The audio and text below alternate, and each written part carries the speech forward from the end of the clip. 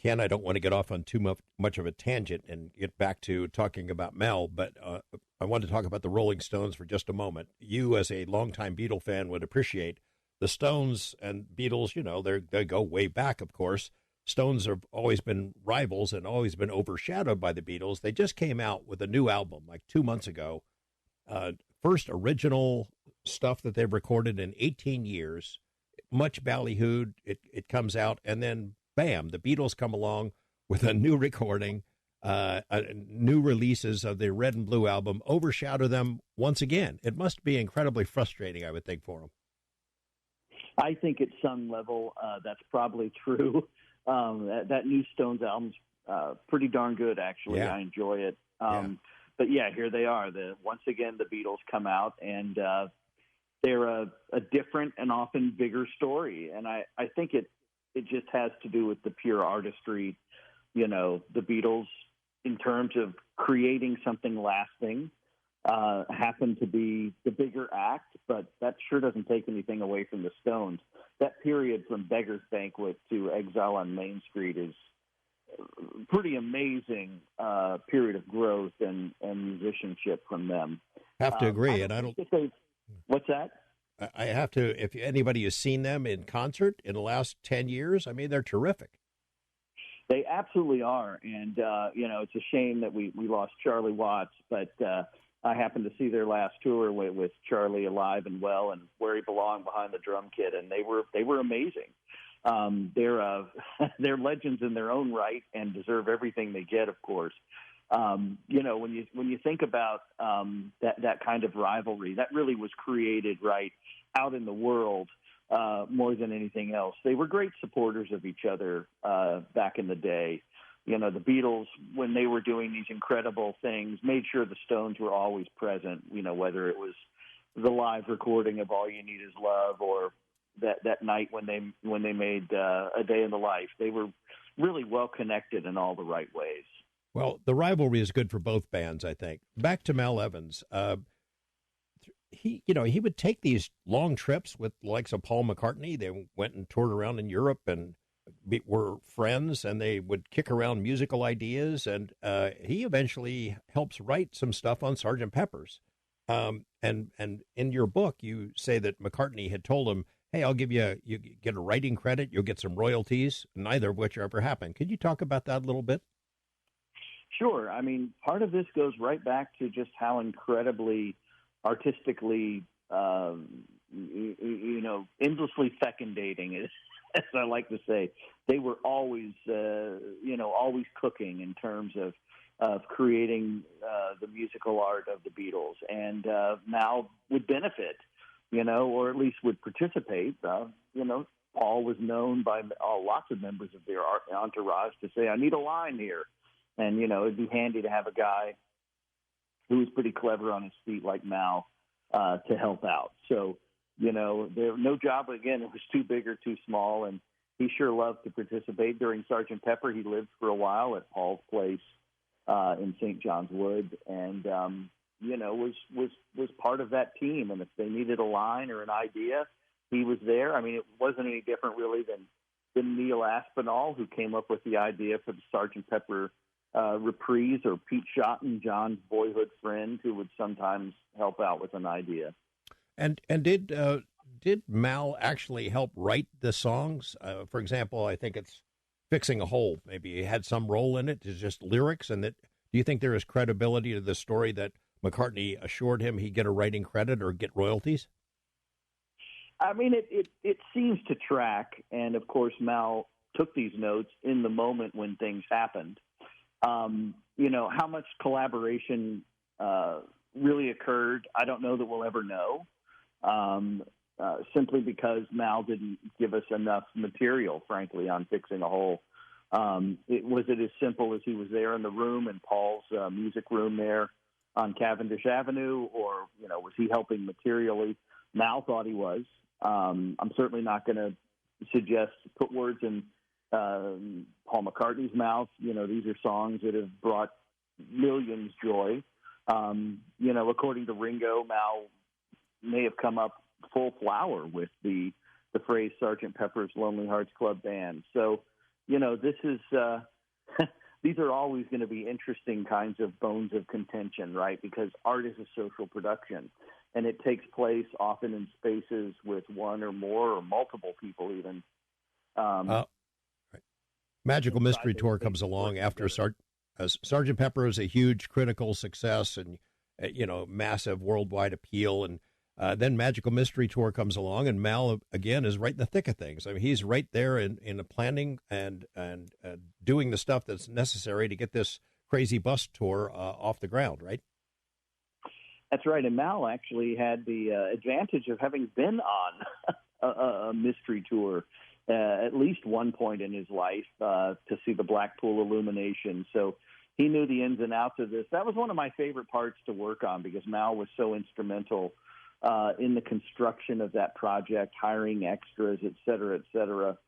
The stories about Mal and Neil working on that bus, that gigantic yellow bus, I always assumed those were decals on the side, but as you know now, they were poster board, and they would fall off on the rural byways in southwestern England, and then Mal and Neil would have to make them again. It was just kind of hilarious, really, the kind of ragtag nature of that production.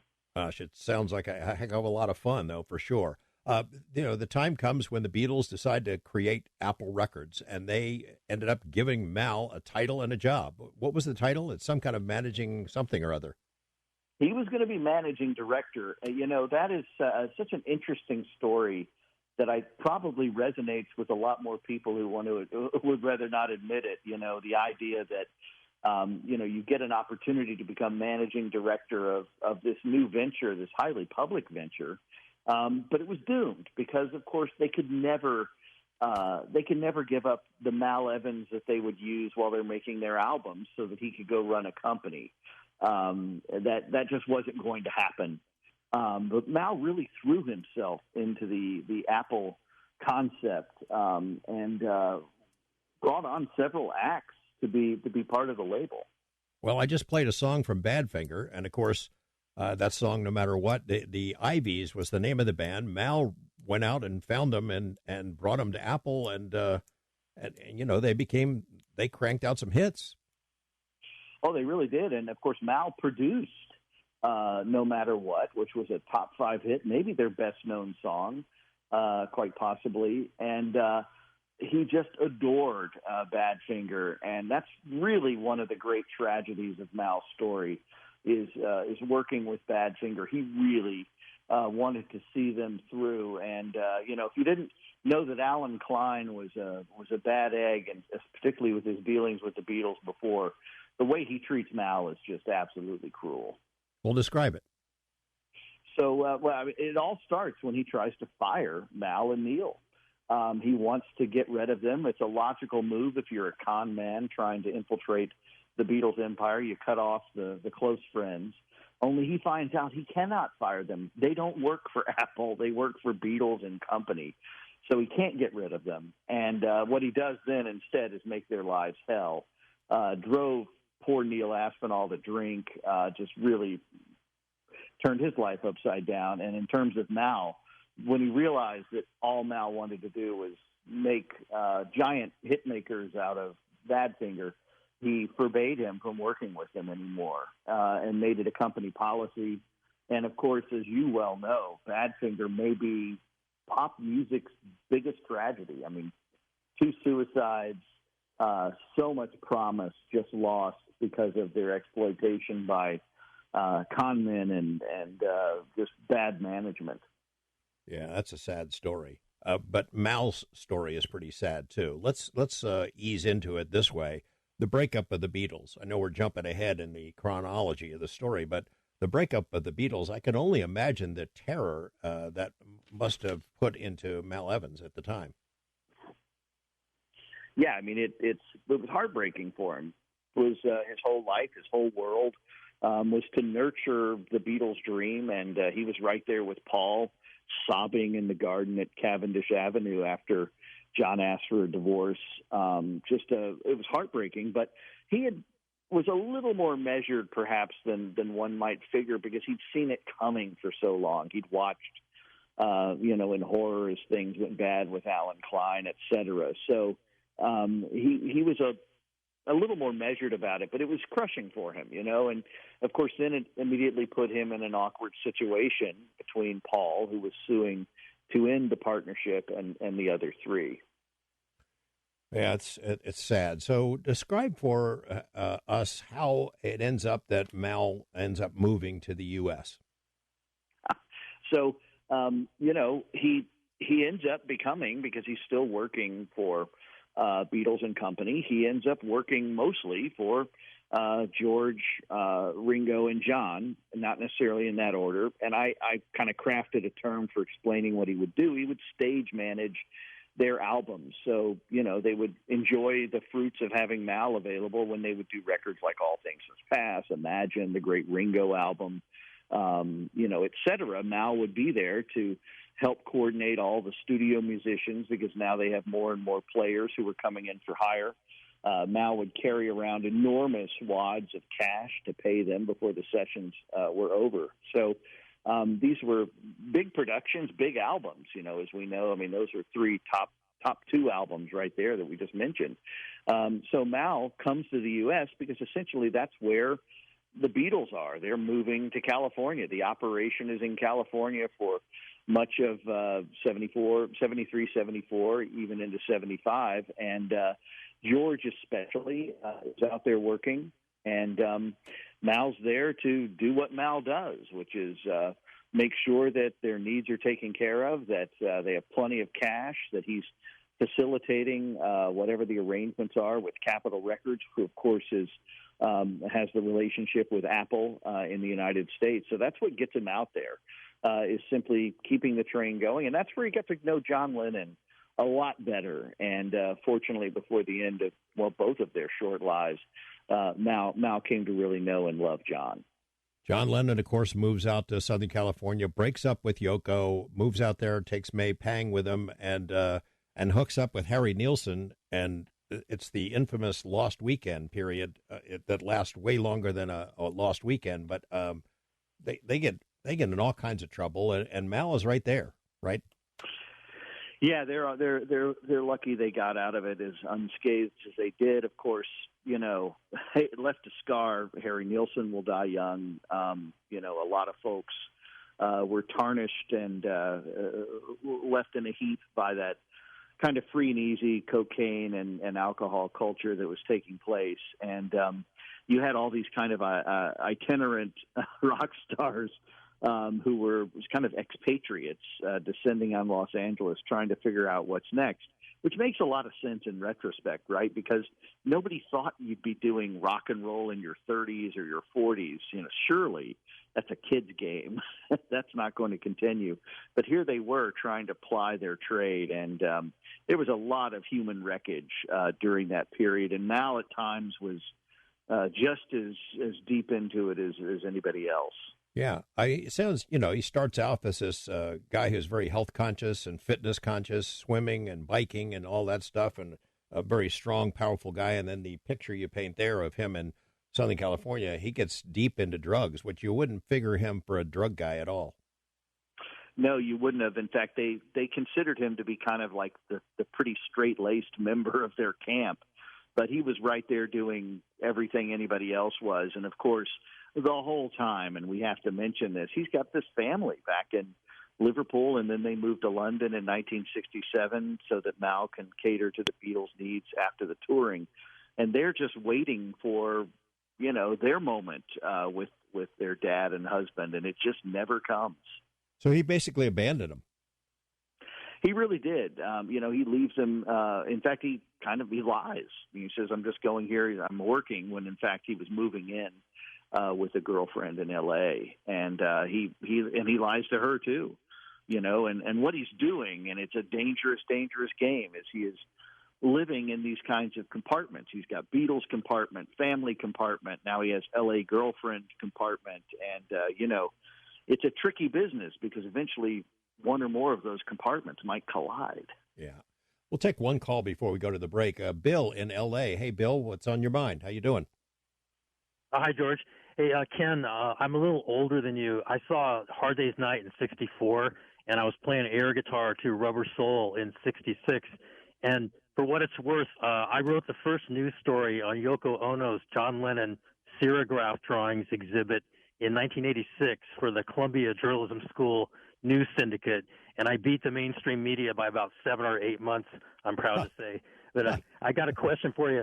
I heard a few years ago on a local Beatles show that John and Paul briefly got together at the old Burbank Sound Studio about 10 minutes from here in March of 1974, when coincidentally my own high school rock band was playing Beatles tunes for a 60s Day tribute in nearby Glendale. Can you confirm that informal jam session where I understand there was no recording, but they just got together to goof around? Yeah, they did get together, and it's available on a bootleg CD called A Toot and a Snore in '74. It was a pretty lackluster performance. It was during those Harry Nilsson sessions that John Lennon was helming as producer, and Paul shows up, and it was the big moment. They were breaking the ice on the tensions of their business relationship, which was about to be transformed into something better. There, Mal was there, May Pang was there. It was actually not at Burbank. It was at the record plant. We know this. I was under the same belief system for a long time, but I've now seen the session sheets from the record plant, and sure enough, Stevie Wonder was there, and it has been preserved. It's not great material. Nobody was in any really good condition to record that night, but they did old songs like Lucille. They had a lot of fun, and that occasioned Paul to come by the estate where John and Harry and Ringo and Keith Moon were staying the next day. And it was a big moment in Beatledom that a lot of us didn't even know about for years, just fascinating stuff, but preserved for all time on those pretty primitive recordings. Thanks, Bill. Appreciate it. You think about Paul showing up there and he and John getting along, and then, the story about them almost going on Saturday Night Live, and these near misses, near collisions of with the reunion possibilities that would set fans' hearts aflutter. You're left with wondering what if. You are, and of course, when Mal saw those two guys together, his heart just sang, right? It meant so much to him. The same thing would happen in '75 when George Harrison would show up at the wrap party for the Venus and Mars album, and there's George and Paul again, and it just sent Mal's heart soaring, with hope and just feeling better about all that they'd been through and the hope for their friendships. You're right. Lots of near misses during this period. And of course, all of it cut short by that senseless murder. Yeah. We're talking with Kenneth Womack, author of Living the Beatles Legend, The Untold Story of Mal Evans. There's one big story still to tell about Mal Evans' end, and we're going to get to that in a moment. John Lennon, Instant Karma, and yes, Mal was part of this production as well. Ken Womack, thanks again for staying up so late. I know if it's in New Jersey, it's pretty darn late, or early, I guess. I wanted to mention before we pick up the story on Mal Evans or go to the phones, we have a mutual acquaintance, a guy named Dennis Mitchell, who produces a syndicated program called Breakfast with the Beatles. He lived here in Las Vegas for a long time, was so instrumental in my own Beatles education. We've swapped bootlegs of this and that, different recordings over the years. I think you've probably been interviewed by Dennis on his program once or twice, right? Oh, yeah. Dennis is aces, top notch.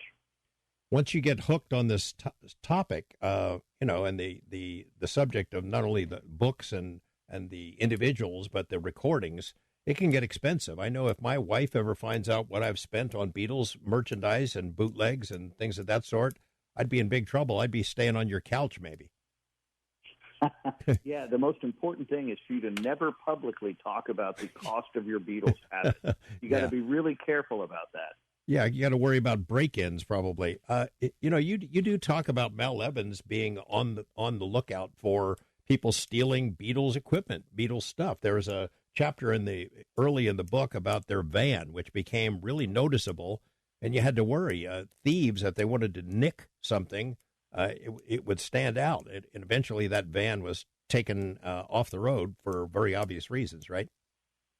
Oh yeah, they were way too public in their own their own notoriety. People were able to figure out who they were and what was going on, and in fact, as you know, there was a pretty serious loss of a guitar in the 70s that Mal ended up chasing into Mexico to save for George Harrison. They were certainly a target for thieves. I think McCartney lost a Hofner bass once or maybe more than one, didn't he? I've been getting a lot of emails about that bass recently. He did, in fact, lose one. Unfortunately, for the folks who are wanting to know if Mal's diary will have any clues about it, Mal was actually off with the Ivies, soon to be Badfinger, working with them at the time that the bass was nicked. So he wasn't around. Maybe he would have helped Paul save it or protect it, but unfortunately, he wasn't around for that. We'll go to the phones in a second, but tell me the story of how Mel started working on his memoir, his hopes for the book, and how it was received when he starts pitching it to publishers. Sure. So Mal was working in L.A., as we talked about, and pursuing a career as a songwriter. He'd actually had a nice credit at the end of the Ringo album, You and Me, Babe, with George Harrison. We talked about his production work. And while that was going on, his girlfriend, Fran Hughes, came up with the great idea of writing his memoirs. She'd recently read about Norman Mailer landing a deal, and she thought Mal could do the same, and sure enough, he could. They worked with attorney and famous brother of Peggy Lipton, Harold Lipton, who put the deal together with Grosset and Dunlap. And the idea was to tell Mal's story, and he was going to call it Living the Beatles Legend. And he'd lined up quite a team to work on his memoirs. He authored them himself. He would dictate them to a stenographer while also recording them on cassette. We have a number of the cassettes, and we have all the steno books, for that matter, in our possession. But Mal had the thing fully prepared. He had a photographer, an art director working on his photographs when, of course, everything went haywire toward the end of his life. Do you or the family have the manuscript as close as it got to being finished? Yeah, we have the entire manuscript, and Mal had completed it. There was one late request the editor had to have made sometime in late 75 to add more material about Mal's early years, which thank goodness he did, because I wouldn't have had as much to go on if I didn't have the clues and the names that Mal left behind. But otherwise, he was essentially done. He was way ahead of the process. It was due a few months after his untimely death. So he was good to go. Of course, this would set into motion all sorts of other crises. Right. Well, we'll get to his end in a moment. There's some folks on the phones that want to talk to you. First-time caller, Judy in Idaho. Welcome to Coast, Judy. You're on with Ken Womack. Thanks. I'm a longtime listener of Coast, back from the Art Bell days, and my first time calling. Just wanted to share my experience. In '65, I saw the Beatles in Shea Stadium in New York, and that was quite an experience. We got there really early before all the public came into the parking lot even, and they're driving around in a Wells Fargo truck waving to us. We got in, and oh my gosh, it was so crowded. But it was really the height of Beatlemania. We sat probably, I would say, I don't know, the 20th or 25th row from the front on the lower level. But people, I mean, I loved the Beatles' music, and of course I thought they were all handsome. The people, girls were just flinging themselves off the balcony, literally ripping their hair out and landing on top of all of our heads, on the people on the lower level, and jumping over the barriers, and even some ran all the way up to the stage, being chased by police, curling over barbed wire to get out, and it was wild. It was absolutely crazy. Well, Shea Stadium was a gigantic event. I mean, it set all kinds of records. It raised the bar for everyone. Ken, talk about that a bit. Judy, hang on. Thanks for sharing that experience. It was like witchcraft or a spell over a lot of American youth at that time. It really was. And, in a lot of ways, the Shea Stadium show was kind of the climax of a lot of that energy because the Beatles were very shortly to make Rubber Soul and Revolver, and they were going to blow up their demography in ways we really haven't seen much since, where everybody was listening to the Beatles. But, it was quite an event. And, of course, Mal was busy trying to make it possible for the show to even go on. Of course, the PA system, the Mets PA system was being used to broadcast much of the sound that day. Really ridiculous by any standards we know now for concert production. But, in fact, they were so drowned out that later when they made the film, they got back together in January 1966 with George Martin and re-recorded some of the live track of the music. Judy, did you save your ticket stubs? No. Oh, I saved my albums, though. I have all of those albums. Well, thanks for calling. We appreciate you sharing that memory with us. We're going to do the wild card line, Garrett in Tacoma. Hi, Garrett. What's on your mind? Hey, George. Honored to speak with you. I've spoke with most everybody but Art Bell. But I am amazed at the 100-watt amplifiers and the PSA systems that the Beatles performed under. But this is the story. I have a dear friend, a publisher of a magazine, and he initiated the article on John Lennon's missing J160E guitar that Epstein bought for George and for John. Are you aware of that? Oh, you bet. And it receives a lot of attention in the book. Of course, John was furious when that thing went missing and really did blame Mal for its loss. Of course, as we know now, it wasn't Mal's fault. Mal was pretty sure it wasn't, but what a stressor that was at the time. What an important guitar, too, because John had played that on already by that point so many incredible songs. Well, Garrett, if you want to know more about that story, some of the details, you have to check out this book, Living the Beatles Legend. Thank you for the call. Let's get into the story. We have some other people on the phone we'll get to in a moment, but let's talk about the end. So what is the situation leading up to Mal's death?